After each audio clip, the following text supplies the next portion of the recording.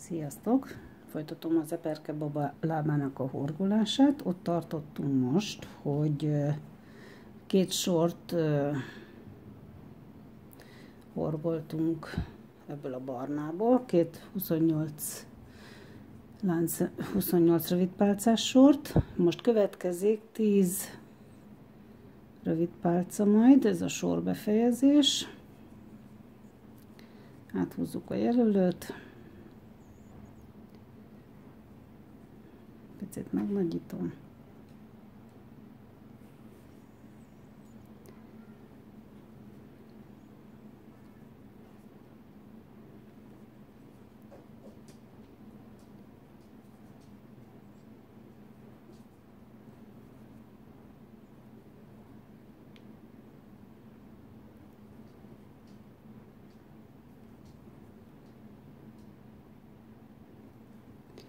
Jó, megvan a 10 rövid pálca, most következik a 4 darab fogyasztás.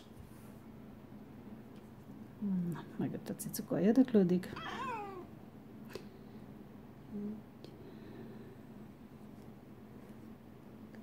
2, 3,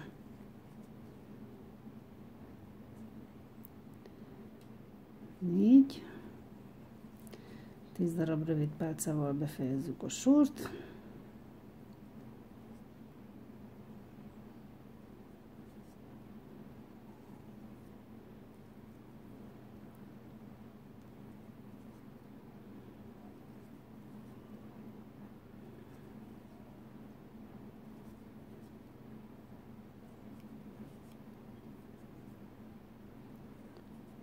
Jó, most következik 8 rövid pálca és 4 fogyasztás.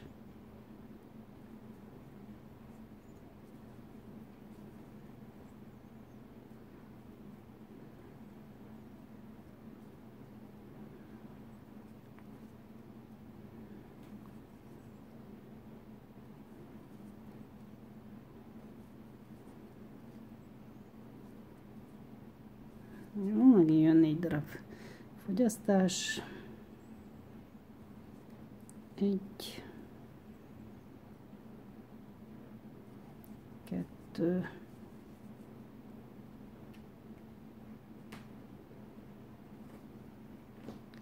3,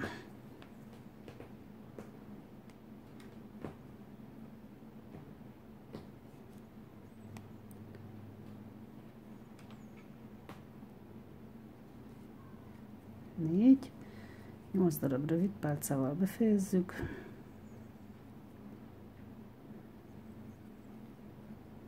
Sort.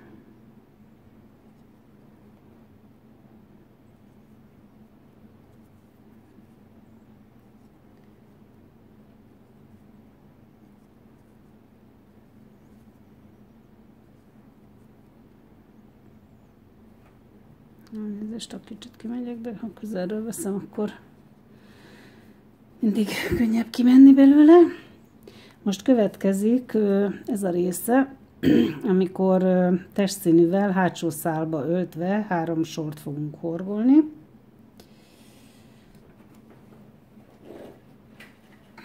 Elvágjuk ezt a fonalat. Jó. Következik a testszín.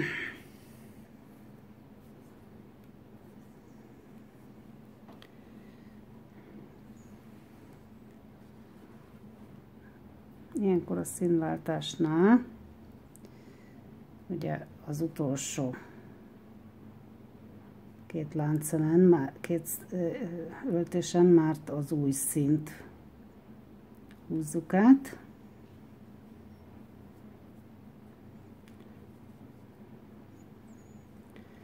Jó.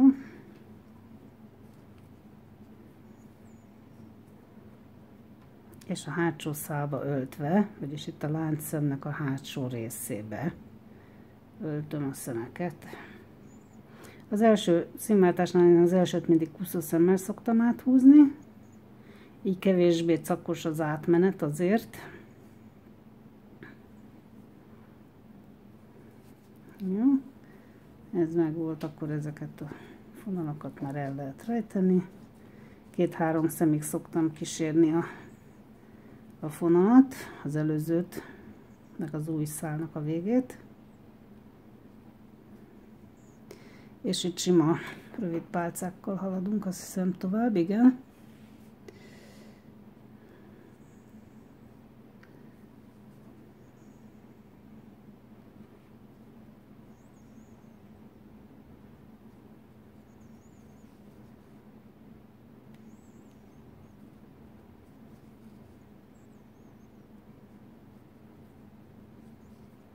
Ugye ilyenkor azért töltünk a hátsó szálba, ez most csak a kevésbé tapasztaltak miatt mondom, hogy ugye így lesz egy szép kis szegélye a cipőnek. Kicsit jobban mutat olyan, mintha vége lenne a cipő.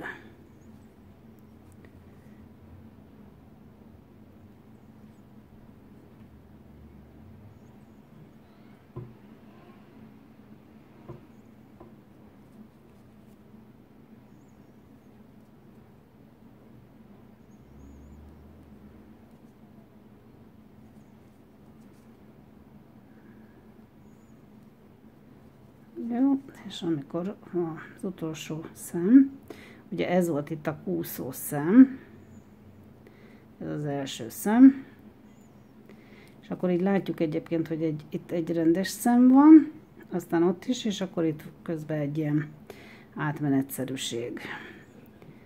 Még 2 sort horgolunk, 20 rövid pálca, minden szembe egyet horgolunk,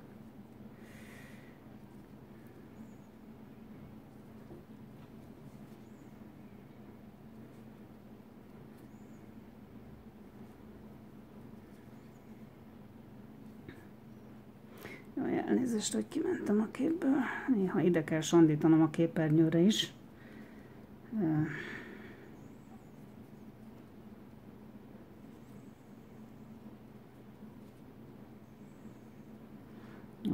Sok érdekes dolog nem történt azon kívül, hogy ez nyilván eléggé bosszantó. De hát nem áll mögöttem egy profi stáb, aki tartsa a kamerát és szóljon. Még. Ki tudja egyszer, hova jutunk. Jó, megvan most már 2 sor.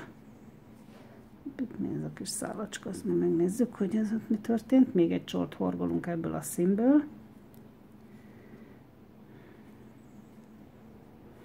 Jó. Jó, tehát meghorgoltam közben még egy sort. Ez a sor vége, az utolsó szem, és most átváltunk erre a kék színre. Most csak egy sima sort fogunk horgolni.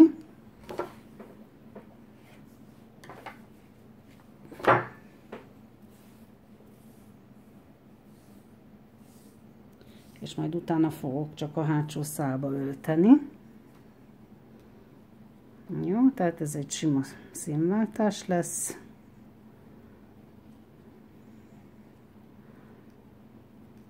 Néha nem olyan egyszerű, mikor ilyen pici területen dolgozunk, pici darabbal. Jó, tehát áthúztam a felső szálon, megfogom ezt a 2 szálat, és egy kúszószemmel kezdem az első sort, az első szemet. Utána minden szembe öltök egy szemet.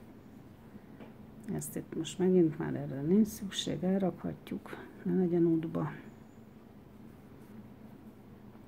És körbe horgolom.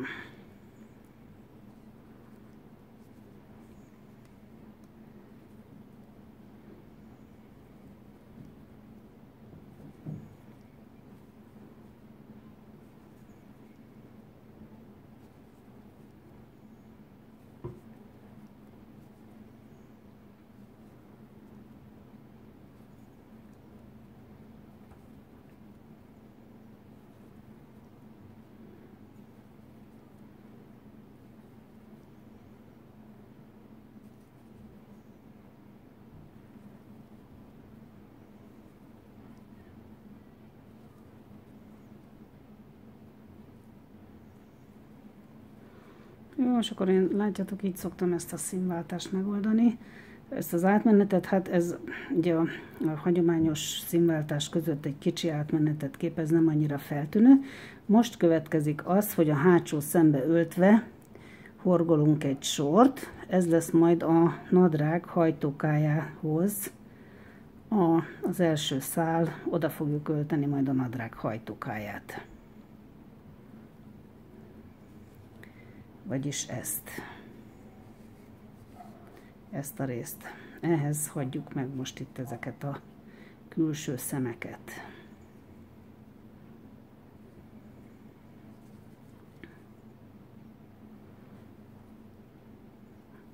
Ne legyen a videó a felesleges részeknél, leállítom.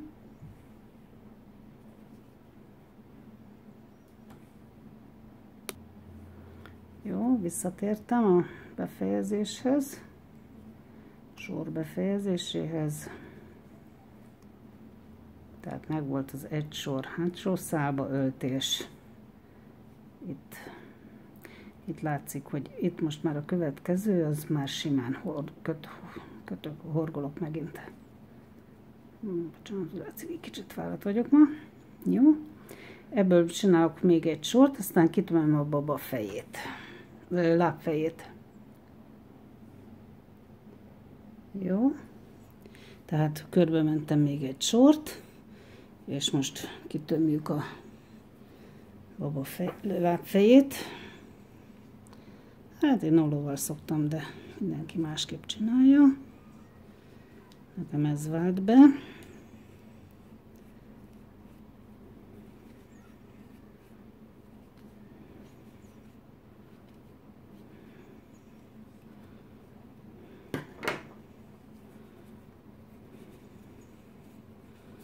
Szépen eligazgatjuk, hogy oda előre menjen. Ez nem tudom, mi ez a szál itt, ez egy csomó, de ezt el fogom tüntetni, majd megnézzük, mi a probléma ott.